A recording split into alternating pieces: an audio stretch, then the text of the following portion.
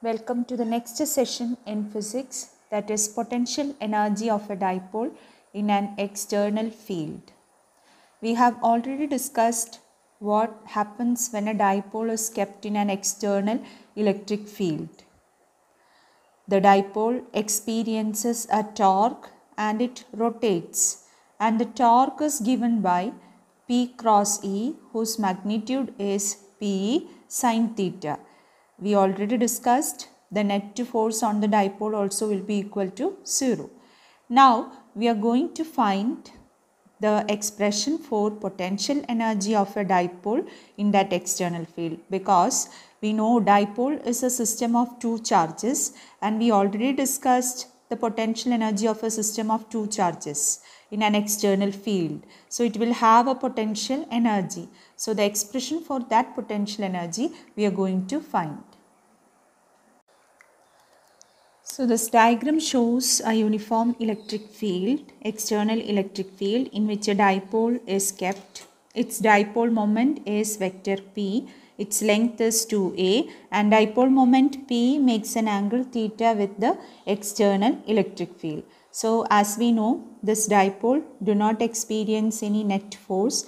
It experiences a torque, and that torque is given by P cross E, and the magnitude of the torque is equal to Pe sin theta. This is what we know. So here, to find the potential energy of the dipole, we follow a different logic other than the logic which we followed in the previous discussions. We follow a different logic, what we studied in chapter 7 of last year +1 physics, that is systems of particles and rigid body rotation. We obtained the expression, we discussed the expression for work done in terms of torque. So for small rotation of the dipole, we will write the expression for that small work done and we will integrate. This is the step we will be following here. Okay, not the other steps what we followed in the previous discussion. Got it?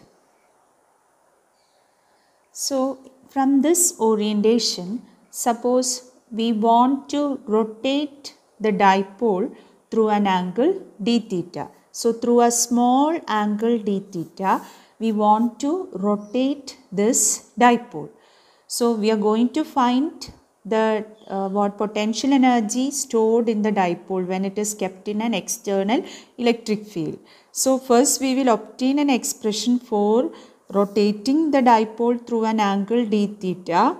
Okay, and we will integrate the expression for rotating the dipole from an angular position theta 1 to theta 2. That's what we will do. So in this orientation, when the dipole moment makes an angle theta with the electric field, we know the torque experienced by the dipole is Pe sin theta. So in order to rotate it through an additional angle d theta, we need to apply an external torque which is equal to Pe sin theta, or the torque applied externally, it should be equal to what? Should be equal to the torque experienced by the dipole. Then only we can rotate it without any angular acceleration. So torque applied here, it is Pe sin theta. So in order to rotate it through a small angle d theta, the work done dW is equal to tau into, that means tau applied into d theta. That is the work done in rotating the dipole through this small angle.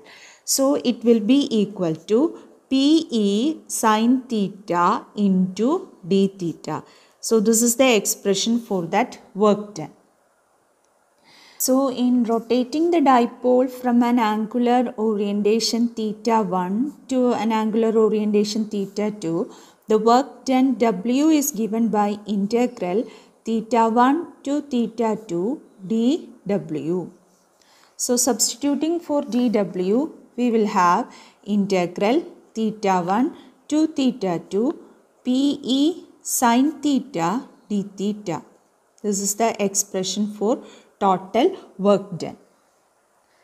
So integrating, so we can take the constant terms outside. For a given dipole, for a given external electric field, P and E will be constants. So we can write them outside. So PE into integral sin theta d theta between the limits theta 1 to theta 2. Between the limits theta 1 to theta 2, integral sin theta d theta. Now we will do the integration. So integral sin theta d theta is minus cos theta. So applying that result in this integration, we have PE into the result of integration is what? Cos theta, that is minus cos theta between the limits theta 1 and theta 2. Now you can take that negative sign outside. So minus PE into, okay, when we apply the upper limit, we'll have cos theta 2, and when we apply the lower limit, we'll have cos theta 1. Okay, so cos theta 2 minus cos theta 1. So this work done will be stored in the dipole in the form of its potential energy. This work done will be stored in the form of potential energy. So we can write the letter U to describe that potential energy. So this is the expression for potential energy of a dipole when it is rotated from the angular position theta 1 to the angular position theta 2. That is minus PE into cos theta 2 minus cos theta 1. Now here, see, always when we find the potential energy, we make a assumption? We make an assumption because this work done appears in the form of change in potential energy. It is actually change in potential energy. So in defining potential energy or in taking that expression for potential energy, we fix a reference point where we assume the potential energy to be 0. While dealing with gravitational potential energy, we made an assumption that potential energy of any object at infinity is 0. Here, in the case of dipole kept in an external field, we make an assumption that the potential energy of the dipole, at which orientation the potential energy of the dipole will be equal to 0. So we fix that position as theta 1 is equal to pi by 2. What do you mean by pi by 2? Pi by 2 means 90 degree. Okay. So for an angular position 90 degree or pi by 2 radian, the potential energy of the dipole, we are taking it to be 0, or from the equation itself we will get. So that is the reference point we take. In the case of individual charges, point charges and all, it is actually infinity, where the potential energy of the charges also can be assumed to be 0. Okay. So here we take that angular position as theta equal to pi by 2 or 90 degree. So with that assumption, the expression for potential energy becomes minus PE bracket what? Cos theta 2 minus cos theta 1. Theta 1 is 90, cos 90 is 0. So that term becomes 0, and we write the expression minus PE cos theta 2. Or more generally, we can write the expression as PE cos theta. Okay, so assuming the potential energy to be 0 when theta equal to 90 degree, the expression for potential energy of a dipole in an external field, it becomes minus PE cos theta. So this is the general expression for a dipole in an external electric field. In terms of vectors, even though potential energy is a scalar quantity, P and E are vector quantities. So in terms of vector notation, we can write the expression for potential energy as minus P dot E. So this is the vector expression for potential energy. U is equal to minus P dot E. So thus we obtained the expression for potential energy of a dipole in the presence of an external electric field. Now the positions of stable equilibrium and unstable equilibrium. We already stated that in the positions of equilibrium, the net force and net torque experienced by the dipole will be equal to 0, and which all orientations are called as positions of stable equilibrium and unstable equilibrium, theta equal to 0 and theta equal to 180 degree. Okay, now we will discuss what makes the difference between stable and unstable equilibrium. When we calculate the potential energy in stable equilibrium, we will have minus PE cos 0. You know cos 0 is 1, so you will get the potential energy to be minus PE. In the case of unstable equilibrium, when we calculate the potential energy U, you will get PE because cos 180 is minus 1. So, in this case, we are getting the potential energy to be PE. So, comparing the two potential energies, which potential energy is less? Potential energy at the position theta equal to 0. So, that is why, see, because of this difference in potential energy, because the dipole has the lowest potential energy when it is in theta equal to 0 position. Because of that only, that theta equal to 0 orientation is called as stable equilibrium and theta equal to 180 degree is called as unstable equilibrium. Both the positions are of equilibrium. One is stable and the other is unstable. This is the difference, what makes the difference between the two positions. Now let's discuss example 2.6 from the textbook. A molecule of a substance has a permanent electric dipole moment of magnitude 10 raised to minus 29 coulomb meter. A mole of this substance is polarized at low temperature by applying a strong electrostatic field of magnitude 10 raised to 6 volt per meter. The direction of the field is suddenly changed by an angle 60 degree. Estimate the heat released by the substance in aligning its dipoles along the new direction of the field. For simplicity, assume 100% polarization of the sample.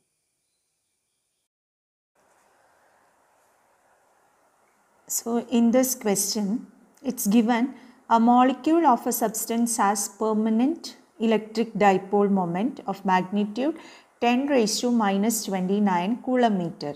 What do you mean by this? In the previous chapter, we have already discussed the case of polar molecules and non-polar molecules. So here what we mean is this molecule is a polar molecule or the substance is made of polar molecules and each molecule has a dipole moment 10 raised to minus 29 coulomb meter.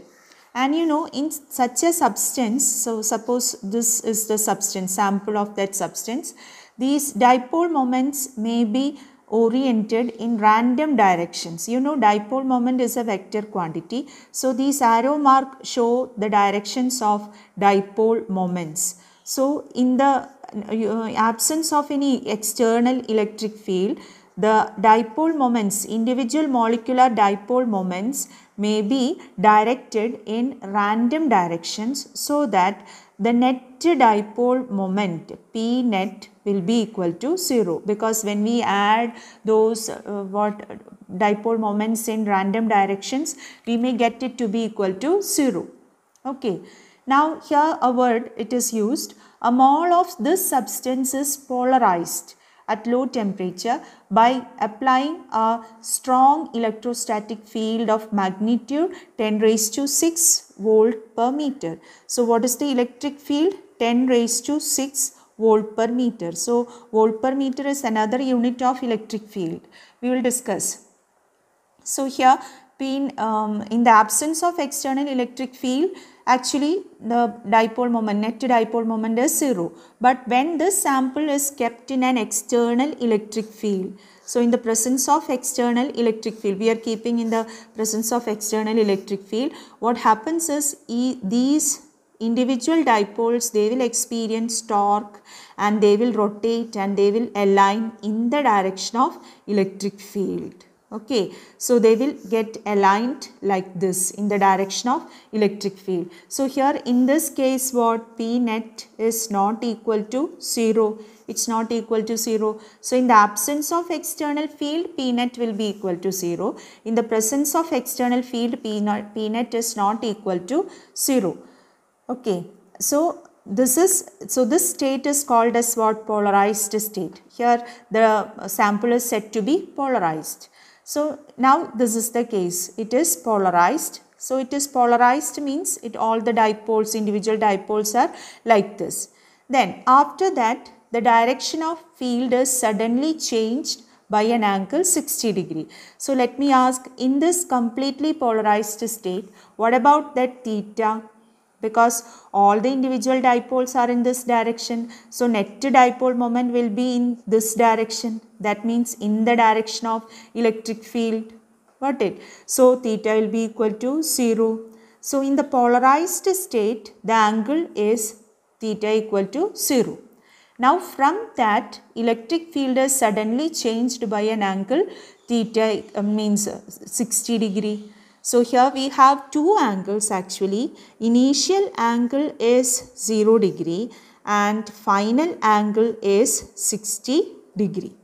Okay, even though it's not specified like that, this is how you can make conclusion. Okay, so first it is given when a strong electric field is applied. Okay, it gets polarized. Polarized means this is the case. All the dipoles get aligned in the direction of external field, so that net dipole moment and electric field are in the same direction, giving theta is equal to 0. Okay. Now you are asked to estimate the heat released by the substance in aligning its dipoles along the new direction of the field. So now from this state, theta has changed to 60 degree. So again each dipoles will experience what? Torque, and they will rotate, and in that new direction it will get aligned in that theta equal to 90 degree means 60 degree. So in that process, okay, how much heat is released? That's what we are asked to find. So what is the amount of heat released here?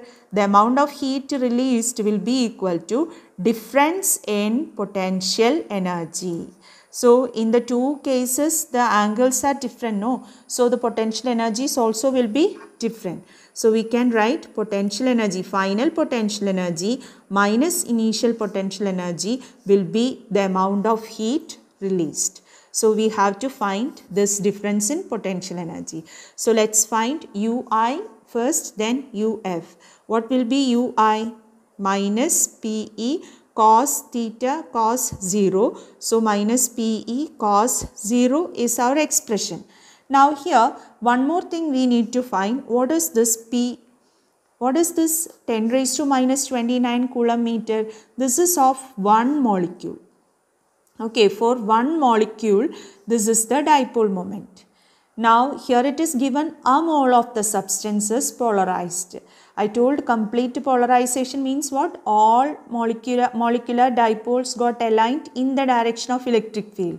So in 1 mole of substance, how many molecules are there? Avogadro number of molecules are there. So the total electric dipole moment mentioned in this equation, P will be equal to Avogadro number into this particular value of dipole moment. This is the dipole moment of one molecule. So 1 mole of the substance will have the dipole moment 10 raised to minus 29 into Avogadro number. What is Avogadro number? 6.02 into 10 raised to 23. Okay, solving this, we will have the value to be 6 into 10 raised to minus 6. That means 6.02 into 10 raised to minus 6 coulomb meter is the net dipole moment. Now we can find Ui and Uf. So finding the initial potential energy by putting theta equal to 0, we have Ui equal to minus Pe. Substituting the values of P and E, we will get 6.02 joule. Now Uf corresponds to what? Theta equal to 60 degree. So we have minus PE into cos 60. You know cos 60 is what? 1 by 2. So minus PE into 1 by 2. So it will be half of this, that is minus 3.01 joule will be the final potential energy. So what will be the difference in potential energy, or the amount of heat released is final potential energy minus initial potential energy. Minus of minus it becomes plus. So minus 3.01 plus 6.02, that is 3.01 joule. So this is the amount of heat released during this process. And it comes as the heat. That means that sample in that process it gets heated. So a point to remind you, that is units of electric field. We already discussed the SI unit of electric field as Newton per Coulomb or Newton Coulomb raised to minus 1. It follows from this equation, F is equal to QE or E is equal to F by Q. We will get the unit Newton per Coulomb. Now another unit we have, because we already discussed the relation between field and potential. Field is equal to minus delta V by delta L. Okay, so what is this delta V? Potential difference. Potential difference has a unit volt, V. Then delta L means that length in the direction of field I told. So what is the unit of length? It is meter. So electric field is also having a unit volt per meter. So that is a point to be noted. Electric field has the unit volt per meter also. So such a question may come, name the physical quantity whose SI unit is volt per meter or Newton per Coulomb. Which is that quantity? Electric field. So only this much for today. Thank you.